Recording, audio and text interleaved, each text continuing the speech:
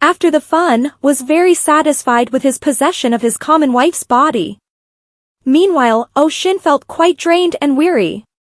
Her mind was empty and vague about her relationship with Naskaya. It seemed he didn't love her as a true wife. In the courtyard of the palace, Shin was playing chess with T-Saw. He praised Shin for playing much better now.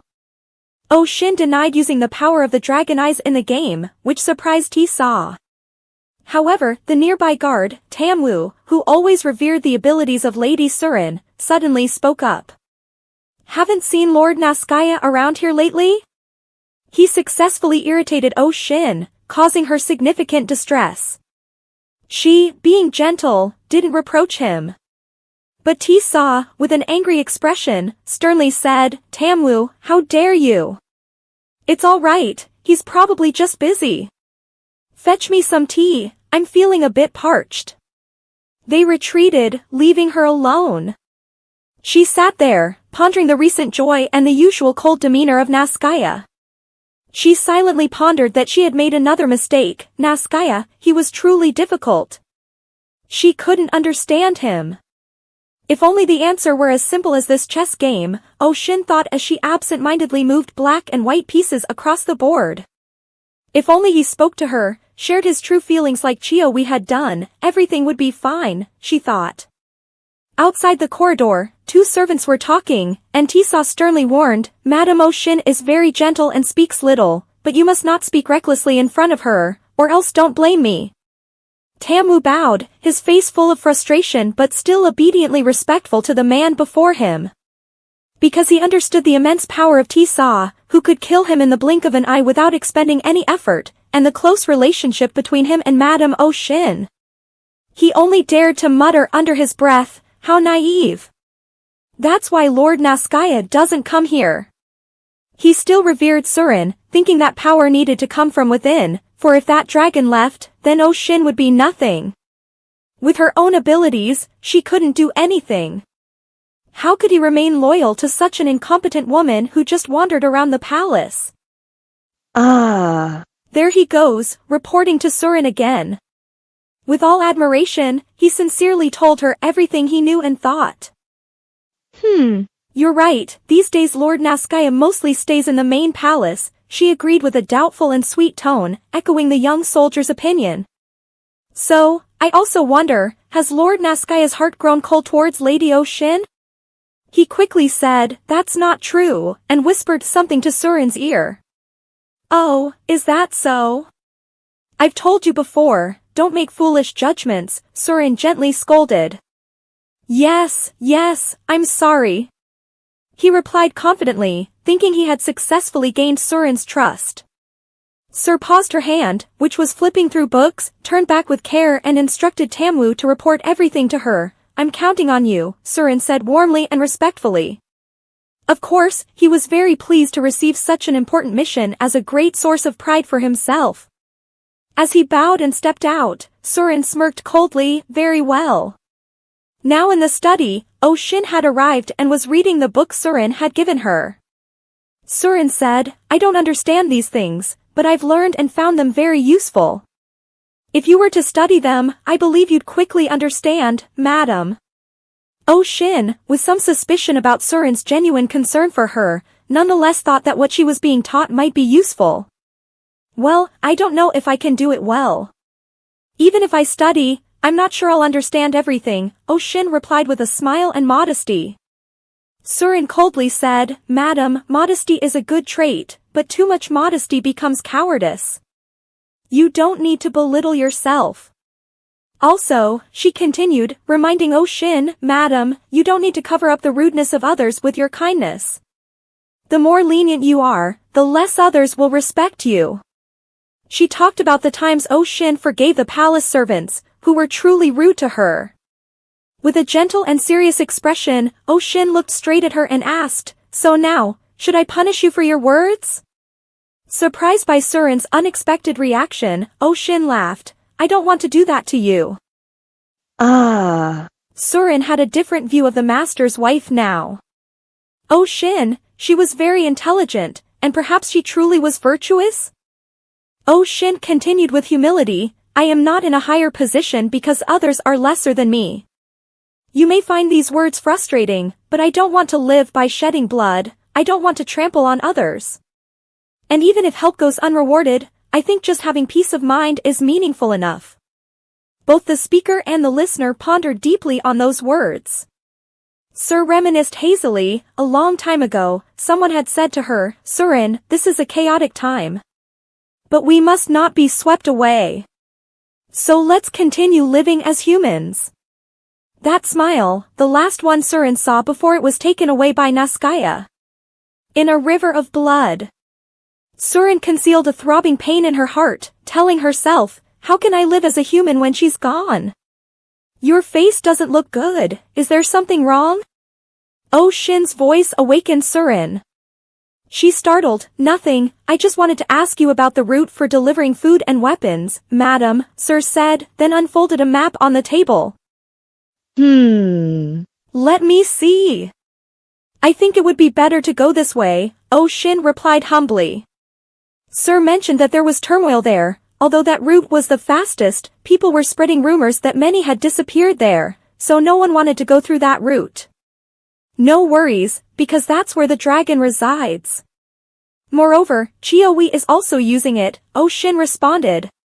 The dragon's residence? Lord Chioi is there?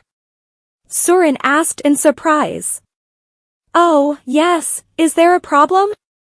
Oh Shin innocently asked back. A dragon, Chioi is on the territory of another dragon. That's the issue. In the main palace, Surin and Naskaya were discussing right after the conversation with Oh Shin. Naskaya was quite surprised and showed anger. It's unbelievable, Chioi is a dragon so he gets everything. Dragons are extremely annoyed when their territory is violated. How could there be another dragon? A confrontation had taken place. Who are you, and why are you deceiving us? Naskaya shouted loudly. With readiness, Chaoyui's clear eyes seemed unchanged. I am a dragon. My eyes given to Oh Shin are indeed dragon eyes. I'm not lying. But, I don't know why I have to persuade you that it's true. Those eyes have brought you many benefits. Didn't you do it because you thought it was necessary? As for me, I just want to own. That's why I gave her those eyes. And yet, you agreed and benefited. It seems you've taken advantage of your wife and then come back to accuse her? Naskaya's rage reached its peak. Oh Shin felt her heart being squeezed as she saw what was about to happen. After 5 more steps from Naskaya, a great battle would occur. Chioi would die, and Naskaya would be severely injured. That had to be death, inevitable and unavoidable. She wasn't the only one who saw it. Chioi was waiting for it with the calmest expression. That's death, you have to do it, Oh Shin, she said to herself. Oh Shin remembered a moment of ecstasy when Chioi had said to her, you will do very well, you're better than you think. So don't be afraid of what might happen, even if it's been predetermined. But she didn't want to accept that, and she wanted to stop it. She hurriedly exclaimed, Chioi is truly a dragon. Please, remain calm. Answering Naskaya's question of how she knew that, Oh Shin replied that it was because she had the eyes of the dragon, and she saw it. Oh Shin tried to salvage the situation, those dragons are related to Chaoyui, so that's why they're there, and also. But Naskaya coldly interrupted, they even didn't leave a dragoness by their side. Now Chioi spoke up, just like you, I have a family, you're not the only one. But Naskaya stubbornly denied it, family? The ruler of the north, the ruler of the stars, Harsung. My father has blocked that place. Chioi couldn't disclose information about his family, but he wasn't killed either. Chioi was detained in a room. And while Oh Shin was walking along the palace corridor, she wondered if he would be okay. She didn't know if she should really pay attention to him. Suddenly, a small black lizard wriggled feebly on the ground. A faint voice called out, Oh Shin, pick me up quickly, hide me in your clothes, I'm too cold. It was Chioi in his original form. How did you manage to escape here, Chowie? Oh Shin asked anxiously. I thought it would be easier to get out in this form, Chiowi replied mischievously. In Oh Shin's warm and gentle hands, Chiowi gradually warmed up. He asked Oh Shin how she had been lately. He always addressed her with great respect. She replied, I'm fine. Their conversation lasted quite a while, and Chiowi said he knew Oh Shin wasn't really okay, despite what she said. She asked how he knew that when she had the dragon eyes on her. Chiowi answered while hiding in the warmth of Oh Shin's embrace, I know. Because I can still see. These eyes of mine can see more important things than those eyes. Well, I'm thinking I don't understand what this clever and mysterious Chiowi is saying is important that he sees right now. Oh Shin sincerely said, I'm fine. She said that since that day, she and Naskaya seemed completely estranged. She said with a melancholy expression. Chiowi quickly said, it's his fault, mischievously. But Oh Shin knew he was just trying to cheer her up. Chiowi always stands by me no matter whose fault it is, she said appreciatively when he said that. But Chiowi firmly asserted, it's not that I'm siding with you, Oh Shin truly hasn't done anything wrong. This comforted Oh Shin greatly, and she spoke cheerfully about it. Chowie, like a child inside her coat, echoed, I'm being honest, I see him naturally being uncomfortable around her, he doesn't even ask how she feels. Yet Oh Shin, kind-hearted, didn't blame her husband. She gently replied, why would I be bothered? From the beginning, he never had any feelings for me. Hearing this, Chiowi felt truly remorseful, silently pondering, should I tell her the truth, that it's not like that? She would be so surprised to know how much she's loved. Because, like me, he also waits and longs for her. Like me. And if I tell her, would she still stay with me? Chiowi fell silent for a moment, enjoying the warmth from Oh Shin's chest and listening to her gentle heartbeat. Finally, he spoke up, Oh Shin, about this, look into his past, and you'll find the answer. Oh Shin, she said, I don't think we should do that, everyone has memories they don't want anyone to know, just like Chiowi said. If I don't speak up, I feel quite uncomfortable. He always builds a barrier to the relationship by saying things only he understands. That's what causes misunderstandings and hurts her. And that's the problem, Chiowi said. The way a seasoned dragon sees through everything is truly wiser than those entangled in messy relationships. He continued, and Oh Shin is the same, he glanced at her, are you looking into my memories? Oh Shin, embarrassed, said, no, it just popped into my head naturally. Well then. Chiowi muttered softly enough for her to hear. Suddenly, from behind, Naskaya stepped forward, they unexpectedly met in the corridor of the courtyard. Oh Shin, his voice solemnly called her, what are you doing that you look so happy? It's been a while since I've seen such a cheerful face. The satisfied yet skeptical look mixed with bitterness in Naskaya's eyes puzzled Oh Shin. What are you hiding in your hand? Naskaya asked. She quickly replied, nothing, I'm fine. Her clear eyes seemed unable to lie. Naskaya looked at her, feeling somber, Madam, it seems you're hiding many secrets from me. I wish I didn't know, like many believe that some things are better left unknown. This statement made Oh Shin quite uncomfortable. She asked, Naskaya, do you really think so? Not always, you speak your mind. You're silent because you think I don't need to know everything. Because of that, I'm the same. Huh? Naskaya was astonished. Meanwhile, Oh Shin continued speaking to him, I also care about the things you haven't said, just like the way you care about me. I hope that gap doesn't hurt you. Naskaya stared silently at her, stunned. Then he suddenly turned away and walked off, saying, you don't need to know. Because no matter what, if you know, you'll just feel uncomfortable. I won't ask you anything in the future, so let's stop this here. His cold words left Oh Shin stunned, and she was so lost in thought that she couldn't remember if they said anything else afterward. All she knew was that she had returned to her palace. And quite some time had passed. She felt turmoil in her mind. Shin thought about Naskaya's words, that love and understanding don't always go hand in hand. Is that true? Shin compared herself to Lady Surin and wondered if she lacked understanding more than he did. So, thoughts of Naskaya awakened the dragon eyes. Suddenly, light appeared, dazzling. Shin was lost in her own mind. The penetrating eyes saw through everything in the world. Light suddenly appeared, blinding. The penetrating eyes saw through everything in the world. Shin was drawn to where she wanted to be. A lush garden, filled with sunlight. Shin walked for a while and suddenly saw a familiar figure. A boy with long white hair down his back stood next to a white wolf. His determined posture, snow-white skin, and platinum hair made it easy for Shin to recognize him. A young man with a stunning face, a warm and gentle smile. She called softly, "Sir Naskaya?" But the boy didn't hear her. He climbed onto the back of the wolf and swiftly disappeared. Shin hesitated, then followed his figure.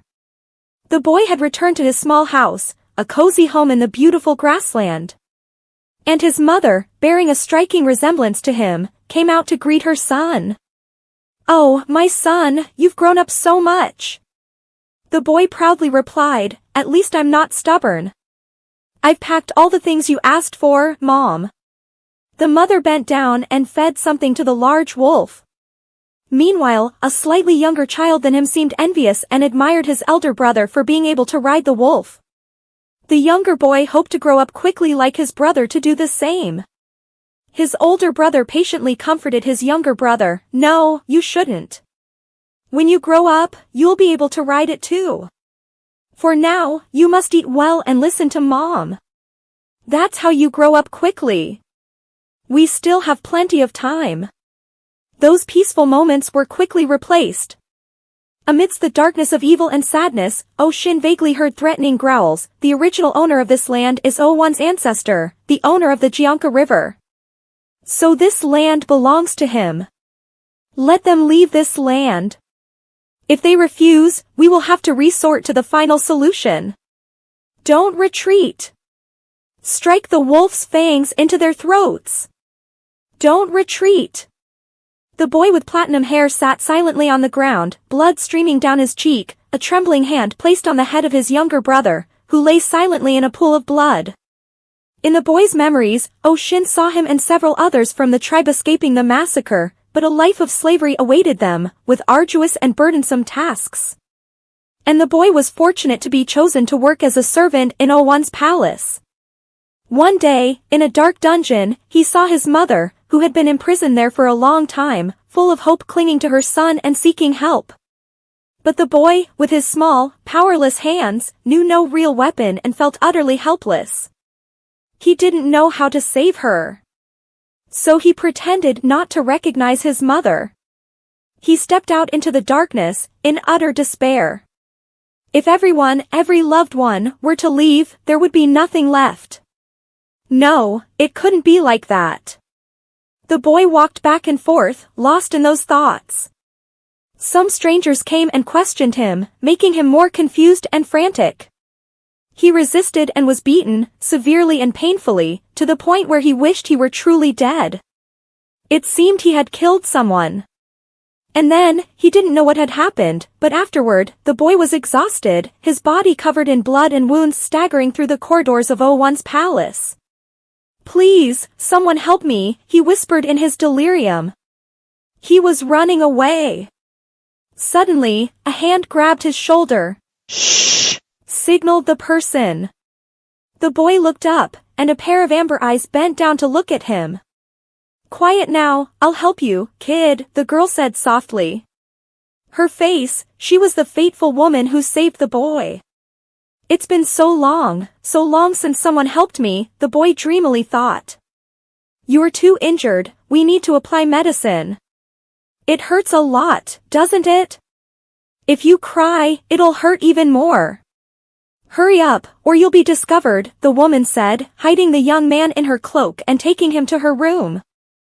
In her room, the boy was treated for his wounds all over his body. As she treated him, she comforted the boy. It hurts a lot, doesn't it? I'm sorry.